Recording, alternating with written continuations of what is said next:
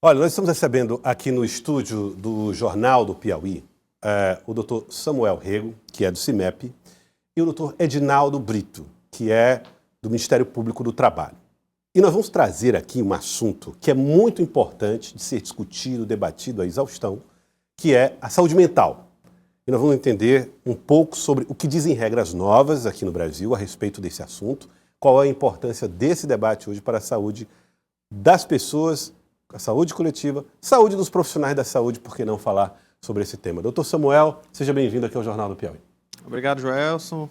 Obrigado pela oportunidade de estar aqui falando sobre esse tema, que é tão importante, né, tão atual, num mundo que vem passando por tantas transformações, onde agora nós temos a necessidade de estar regulamentando as relações de trabalho, inclusive, em especial aí, no que vamos falar em relação à saúde mental do trabalhador. Doutor Samuel, que é bom frisar, além de vice-presidente do CIMEP, é também médico psiquiatra, então especialista, estudioso da área, e vai conversar com a gente a respeito desse assunto. Doutor Edinaldo Brito, também aqui com a gente, procurador do trabalho. Seja bem-vindo, doutor Edinaldo. Muito obrigado pela oportunidade também de estar falando aqui sobre o papel do Ministério Público do Trabalho na implementação dessa novidade, né, trazida pela norma regulamentadora número 1, que vai trazer mais saúde mental para o trabalhador. Nós vamos explicar o que é a norma regulamentadora número 1, que vai passar a valer a partir do dia 26 de maio desse mês e que vai determinar alguns códigos, uns processos, uns modelos de relação entre empresas e empregados sobre essa questão da saúde mental. Como é que isso vai funcionar? E, primeiro, qual é a força que essa norma regulamentadora tem, doutor Edinaldo?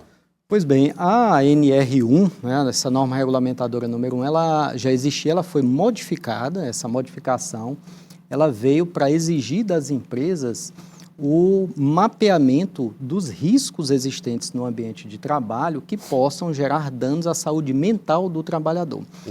Até então, essa norma regulamentadora, que tem força de lei, né, inclusive o seu descumprimento gera auto de infração pela fiscalização do trabalho, até o momento, ela determinava que a empresa fizesse o levantamento de riscos físicos, biológicos, químicos, mas não tinha, de forma expressa, o risco de adoecimento mental. Existem, inclusive, comissões montadas nas empresas, né, que acompanham esses riscos físicos. Exatamente. A CIPA, né, que é a Comissão Interna de Prevenção de Acidentes, agora ela vai ter o papel de olhar mais atentamente para os riscos para a saúde mental do trabalhador. As empresas vão ter que montar, então, novas comissões ou a mesma comissão, a mesma CIPA, vai ter dois papéis? A mesma CIPA, ela vai integrar no seu papel já existente esse levantamento desses riscos ambientais à saúde mental do trabalhador. Então, é a mesma comissão que vai ter aí uma responsabilidade maior. Quais são as empresas que têm a obrigação de formular essas definições de risco psicossocial? Independentemente do tamanho, do porte da empresa, todas vão ter que reformular os seus programas de gerenciamento de riscos, né, o gerenciamento de riscos ocupacionais, fazer um inventário de riscos e incluir aqueles fatores estressores no ambiente de trabalho que possam gerar ansiedade, depressão, estresse. Então,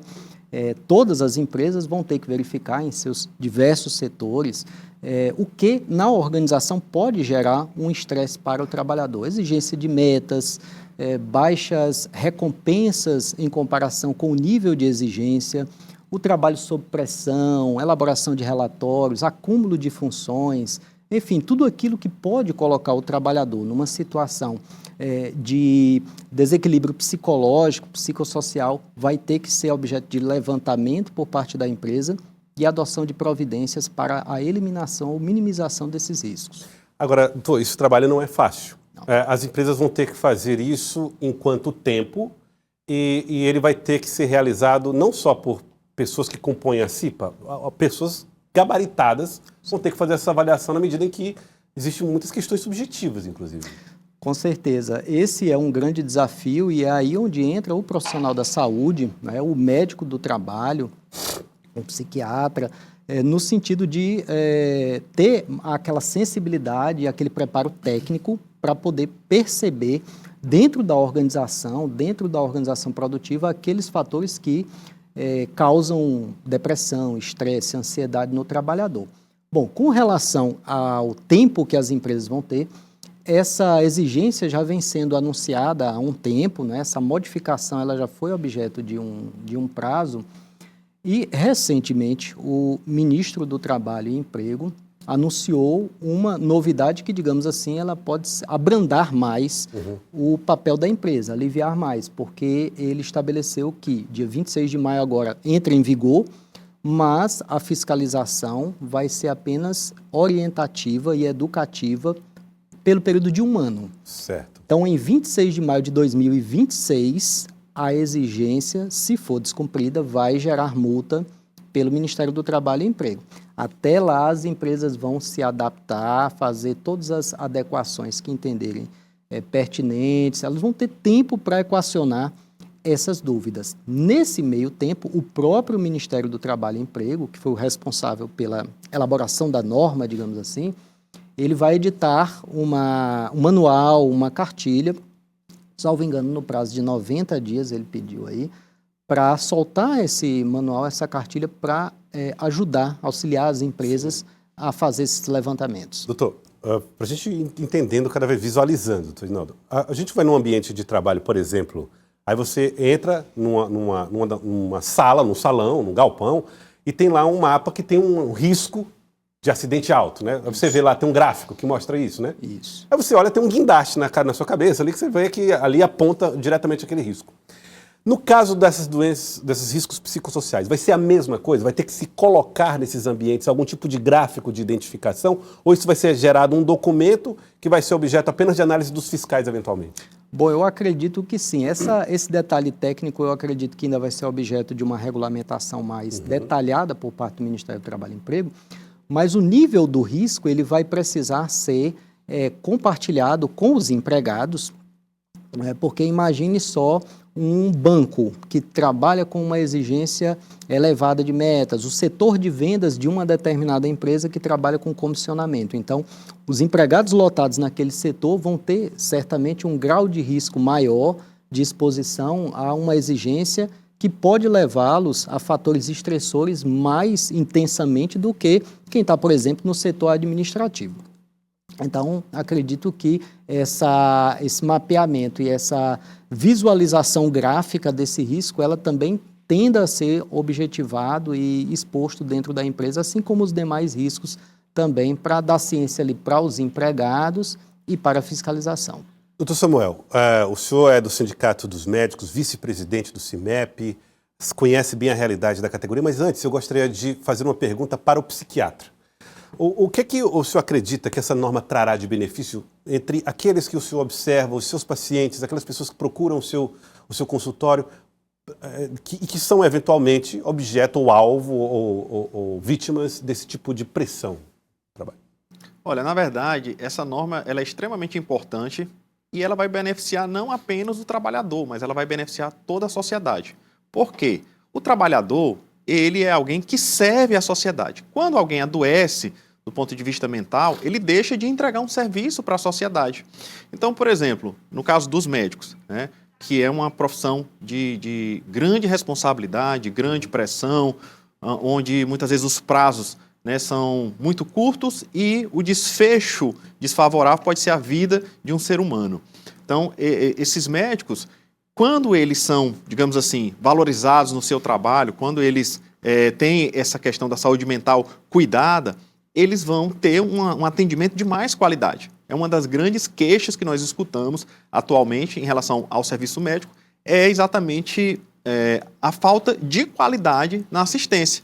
Profissionais estressados, às vezes grosseiros, impacientes, que não conseguem ter uma relação médico-paciente a contento. Então, a sociedade também ela vai ser beneficiada. E isso em qualquer outro setor. Então, você chega num local onde o trabalhador responsável ele está mentalmente adoecido, ele não tem como prestar aquele serviço de forma adequada. Então, toda a sociedade vai ser beneficiada. Agora, em relação às pessoas, o trabalhador, de forma mais direta, hoje isso tem impactado, né, esse estresse até em condições psiquiátricas, mesmo a depressão e o suicídio.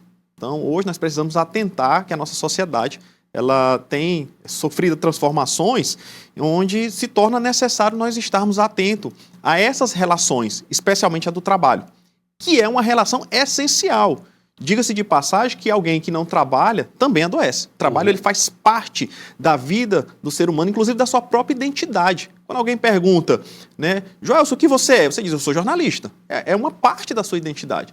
Então, nós acreditamos que essa regulamentação dessas relações vai trazer um benefício muito grande para os trabalhadores, para a sociedade, e a falta dela, né, poderia, no caso, né, na ausência dessas fiscalizações, dessa regulamentação, dessa pressão, certamente iria trazer um prejuízo muito grande a médio e longo prazo, né, para a sociedade. Eu gosto muito de citar o caso da Constituição Civil. Há algum tempo atrás, né, o número de acidentes na Constituição Civil era muito grande. O Ministério do Trabalho ali, com a implementação ali das normas regulamentadoras, começou a cobrar os EPIs, equipamentos de segurança, e no início os próprios trabalhadores rejeitavam aquilo. Hoje, um visitante não entra num canteiro de obra sem um capacete. O número de acidentes tem reduzido significativamente. E agora nós vamos buscar os EPIs da saúde mental, os equipamentos de proteção individual daquele trabalhador em relação ao estresse, ao assédio, a essas pressões, à desvalorização do trabalho, mostrando que a vida, né, do ser humano, o valor humano, não pode estar abaixo do valor do capital, né, do capitalismo, do lucro. Então nós precisamos equilibrar essas relações e agora eu acredito que isso vai ser um passo importante nessa direção. Falando especificamente dos médicos, qual hoje o maior risco psicossocial, de saúde psicológica que os médicos estão expostos no seu dia a dia, na sua rotina, e que você acredita que pode ser enfrentado nesse período? Bom, para você ter uma ideia, o índice de suicídio entre médicos chega a ser 5 vezes maior do que o da população geral. Por aí você tira. Então, o índice de alcoolismo entre médicos é muito superior da população geral. O índice de divórcio entre médicos é superior. Então, e esses números mostram, né, essas estatísticas, que o médico ele vive num grande sofrimento, né? Inclusive, estudos têm mostrado também um número de dependência por substâncias psicotrópicas, como, por exemplo, o fentanil, que é um anestésico. Então, o médico, ele está numa situação de estresse que muitas vezes, na grande maioria das vezes, é muito acima... Tem a ver com carga de trabalho ou com o desafio do trabalho? Saúde, vida, morte, essas questões. Então, se deparar com esse tipo de realidade? Você hoje tem tanto essa questão da sobrecarga, né? Então, um médico, ele trabalha em média, em torno de 64 a 70 horas por semana, bem acima da média do trabalhador brasileiro. Além disso, tem a pressão pela própria profissão em relação ao desfecho, porque a gente sabe que as pessoas que buscam o médico, elas estão buscando um resultado diante da dor, do sofrimento, às vezes da própria vida. Além disso, também nós temos hoje as relações precárias de trabalho, tanto no setor privado como no setor público. Então, hoje, por exemplo, os planos de saúde no setor privado, a população tem se queixado que não consegue marcar atendimento, né, pelos planos de saúde. Por quê? Porque essa desvalorização tem afastado o médico de querer atender naquele setor. No setor público é a mesma coisa. Hoje, com essas organizações sociais, a falta do concurso público, nós temos médicos aí que passam 5 anos sem tirar férias, né? Então, isso tem gerado esse adoecimento. Nós, inclusive, do sindicato, estamos agora fazendo um levantamento, né, nos médicos aqui do município de Teresina, e nós vamos aplicar questionários, né, que são as ferramentas estruturadas para identificar esses fatores de risco psicossocial no trabalho. Então, nós vamos estar fazendo esse levantamento e mostrando isso estatisticamente. Mas, de fato, a questão da responsabilidade, respondendo de forma mais objetiva a sua pergunta, a responsabilidade do médico, como o doutor Edinaldo colocou, muitas vezes ela está bem acima, né, do que a forma como ele é valorizado. Então, um médico que tem tido seus salários aviltados, né, ele não tira férias, ele não tem recesso, ele não tem 13º, ele não tem garantia, não tem direitos. Então, esse médico, com o tempo, a tendência é ele realmente adoecer. E isso, como eu mencionei, coloca diretamente em risco a saúde e a vida da população de uma forma geral, tanto no setor público como no setor privado. Olha, muito importante, né, a gente falar a respeito desse assunto. Inclusive, quero agradecer aos senhores. Dr. Samuel Rego, psiquiatra, vice-presidente do CIMEP, muito obrigado pela participação com a gente no Jornal do Piauí. Pois é, eu que agradeço e eu queria deixar uma mensagem aqui, né, tanto para o gestor público como também para o empresário. É que essas medidas, elas não vêm para onerar os serviços, né? Mas, ao contrário, isso vai melhorar o rendimento ali dentro do trabalho. Então, para o empresário, isso é importante, porque melhora ali a capacidade, né, de entrega daquele trabalhador, inclusive o presenteísmo, que é aquele trabalhador que ele não está afastado do trabalho, mas não produz, não entrega resultado. E também no setor público, a qualidade da assistência, né, onde o servidor público vai entregar ali para a população. Então, tudo isso vão ser benefícios diretos, tanto para o empresário, que vai poder ter ali seu rendimento garantido, com trabalhadores saudáveis entregando aquilo que eles precisam entregar, e o gestor público ali atendendo bem a população, que é, de fato, a sua obrigação. Muito obrigado, doutor Samuel. Doutor Edinaldo Brito, procurador do Trabalho, muito obrigado pela participação com a gente. Muito obrigado também, e eu queria só pontuar, na linha de raciocínio colocado pelo doutor Samuel, que se trata de um investimento que o empresário vai fazer e não de um custo. Um investimento que vai lhe retornar menos ausência ao trabalho por motivo de doença, consequentemente mais produtividade, vai lhe retornar a ausência de lavraturas de auto de infração, de aplicação de multas, enfim, em vez de ele se defender do descumprimento da norma, o cumprimento dessa norma vai lhe trazer, na verdade, frutos até mesmo financeiros e sociais para o papel da sua empresa. Muito obrigado, doutor Edinaldo Brito, procurador do Trabalho, doutor Samuel Rego, vice-presidente do CIMEP, falando a respeito desse assunto tão importante que você pode acompanhar também no CV Play, o aplicativo da Cidade Verde que você baixa no seu celular, a entrevista completa para você tirar todas as suas dúvidas.